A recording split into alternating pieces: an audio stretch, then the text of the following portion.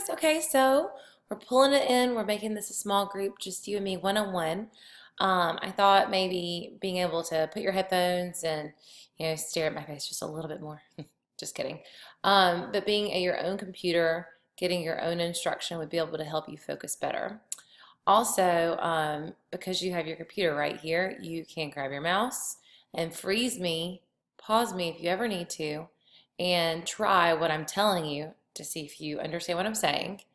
And if you don't, you can raise your hand and I can always come and help you in real life.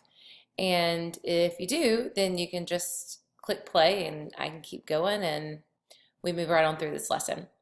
So this is your own pace. You drive me, basically. I talk, it's the same information. You just can click pause and determine how quickly you get that information. Okay, so today we're going to start with a book talk project. Now, book talks are like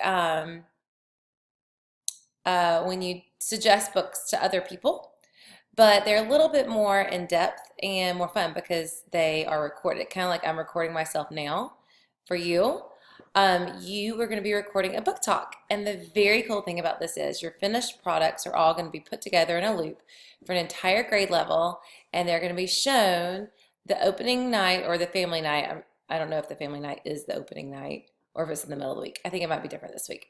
Anyway, it's going to be shown during our family fun night during the book fair. And what better thing to do than to present our favorite books during family fun night at the book fair. Okay, so what is a book talk? Well, like I just said, it's a book referral, a little bit more in depth. It is intended to get the potential reader interested in the book that you want them to consider. When you give book talks, you don't give away too much. You give just enough to kind of hook somebody into wanting to read it, but you don't give away so much to where you spoil the plot. So no spoiler alerts. You don't want to spoil anything. When you're giving a book talk, there are some key details to consider. Of course, you've got to include the title and the author, and you want to tell enough about the book where somebody kind of understands what the book is about, but not so much about the book that people are like, I've already pretty much read this book just by listening to your book talk. Have you ever seen like a movie preview and you are so excited and you go watch the movie and it's like, I saw this whole movie in the preview and that was really dull. We don't want it to be like that. We don't want you to give everything away up front. Now, some of the things that you want to include in those key details, you want to include what makes this book unique. Why would somebody be interested in this book in particular? To do that, you can easily zone in on what a reader might find most interesting or identify with. So if it is a book about going to middle school, and maybe it's a fifth grader moving up to sixth grade, maybe a reader would identify with everything that goes with moving to a new school where you're no longer the oldest, where you're the youngest. So those little key elements might be what you want to hone in on. Other things might be interesting. What if it's almost Halloween time and you want to do a book talk about something like creepy cats. So this could be a very appropriate book to kind of take place if you wanted something to be seasonal. So those kinds of things can be considered when you're doing book talks. Now, when you are creating your book talk, something that you need to think about is be entertaining. Hook your audience. For example, I have never been the biggest fan of the book Gaston. I was not here last year because I was out on maternity leave with Ellington. Miss Galoney was me in the media center. So if you were here last year, then you experienced Gaston in the media center with Miss Galoney. Now, according to Miss Galoney, this was J.B. Washam's most favorite book. This book won J.B. Washam's Book Award when you guys voted. It also won the state's book award. So obviously I'm the odd person out. But when Miss Galoni talked to me about this book, when I said, oh, I didn't like it, she was, are you kidding me? It's the best book ever. And then she started talking about the book.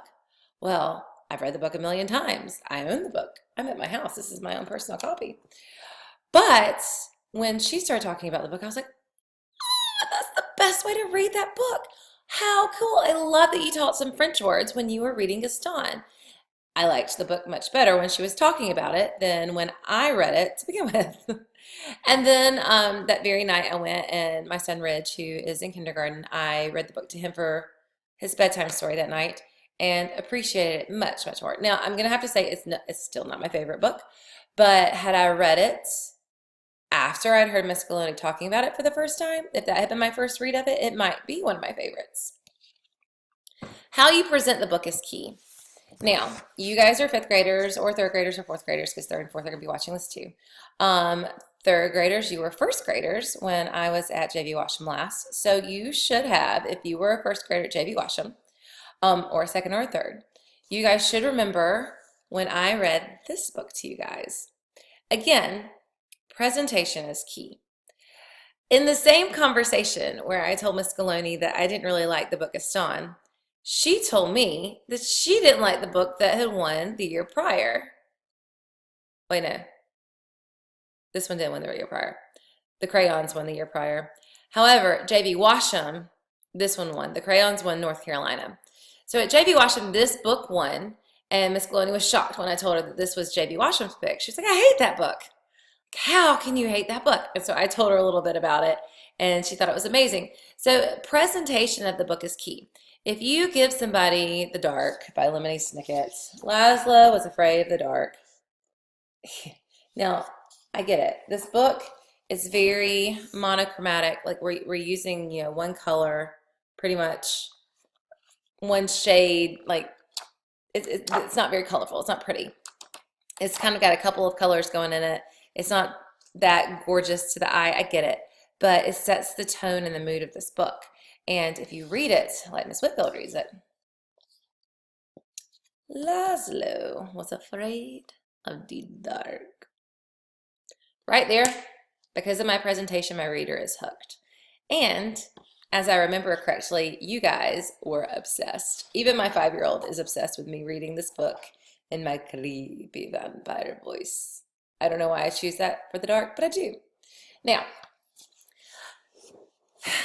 remember, we need the key details, the title, the author, a little bit about the book, enough, not a much, some sort of hook to get them interested.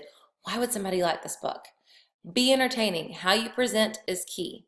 Now, I'm going to do a very short demonstration on how to give a great book talk. Are you ready? Okay. I've gone away. I've come back. Hi guys, my name is Miss Whitfield, and today I want to tell you a little bit about a book that I'm obsessed with called The Dark. Now this book is written by Lemony Snicket and it's illustrated by John Klassen. And it is an awesome read for anybody that finds themselves afraid of the dark. Now, you might not be afraid of the dark now, but I guarantee you if you think back to when you were a little kid, you probably had that relationship with the dark that wasn't the best. Laszlo's the same way. Laszlo was afraid of the dark. Now, in Laszlo's house, we discover that it's huge and creaky. We don't meet his parents. We find out that he has this massive fear of the dark. And then one night, his greatest fear comes true. Poof. His nightlight goes out. And while his nightlight is out, a voice comes across. Laszlo, the dark said, in the dark. Now, I don't know about you. Had the dark spoken to me in the middle of the night, I'm not sure I would have gotten up and explored, but Laszlo does. And the book ends in a way that is very unexpected and might help even the biggest scaredy cat overcome their fear of the dark. Read it to find out. And cut. So that was my example of a book talk. You will not be doing a book talk alone. You will be doing a book talk with your entire class. So we'll go a little bit differently, but we'll pan it out. We'll make it really cool. We will actually be filming this in the Media Center, not in technology. In technology, however, I need for you to discuss with your class about what book you are going to choose to do your book talk with. One book per class. Now, here comes the fun part. You get to choose your book via Padlet. So friends, I have pulled a cool website together for you. I'm going to minimize myself and go down to the screen. There you go. Hi. What I'm going to need for you to do is to pull up a blank screen. Go to JV Washam's website. From the website, I'm going to need for you to go down 10, down here, 1, 2, 3, 4, 5, 6, 7, 8, 9, 10. Click on Faculty and Staff. Scroll all the way down to the bottom and find me, Whitney Whitfield. Woo! If you look beside me, you see my globe that links you to my wiki. Click into it to go to my wiki. On the left-hand side of my wiki, you see all of your options. We want to go to the lessons page. I understand you're in technology today, but I built a lesson page for this lesson. I also built one for my kindergarten review day, so ignore that. Come down to 3rd, 4th, 5th September, week 4. Now, your teacher has already clicked here. You are going to click this button to start here. Now, you've already done all that. Next, you're going to discuss your assigned Padlet. Click the group number to enter. I've already given you a group number. If you are here, you have a group number. Click on that corresponding group number, and when you do, your Padlet will pop up. We know how to use Padlet. We've done it before. Click into your Padlet. Ooh, let me scoot my page over. There you go. There you go. Click into your Padlet, and you can start writing. Hi guys. That was misspelled. I love the book The Dark by Lemony Snicket. Anyone else? And then I post it and I wait for someone else to respond. You've got a couple of members in your group. Rule number 1, stay anonymous. I set you up in groups this way because I don't want anybody to know who is in their group. I want you to be communicating with each other honestly, and I don't want who your group members are to persuade you in any way. I want you to talk about books. Now, you know to be respectful at all times, and you know that I have control. So I can see what's going on, and I can revoke privileges, or we can keep going, and this could be great. Once your group comes up with a book, keep it. Once you've all decided, you're going to keep it, and then in your group, someone in here might say something about, okay, I think we've picked our book. Does the dark work for everyone? And then your group will respond with yes or no. When we all come to a consensus of yes, then your group is done. Once your group is done, you can exit out of that, go back to faculty and staff. You can go back to my webpage, my wiki. You can go back to this lessons page, and then you can go down to then complete your word hunt. So raise your hand if you need a copy of the instructions. If you are already done, then you can move on to finally Cyber Safety Web Quest. We've already gone over that.